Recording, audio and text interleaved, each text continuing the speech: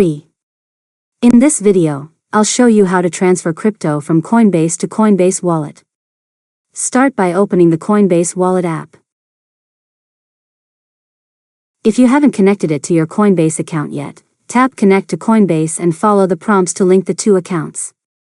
Next, once your wallet is connected, tap Receive and select the cryptocurrency you want to transfer. Copy your wallet address if needed.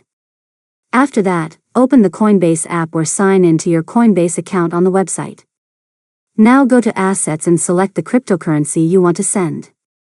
Next, click Send, then choose Coinbase Wallet as the destination. If that option isn't available, paste your Coinbase Wallet address into the recipient field.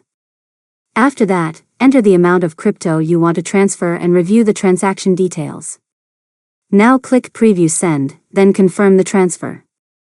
Finally, wait for the transaction to be processed. Once it's complete, open Coinbase Wallet and verify that your crypto has arrived successfully. And that's it. You've successfully learned how to transfer crypto from Coinbase to Coinbase Wallet.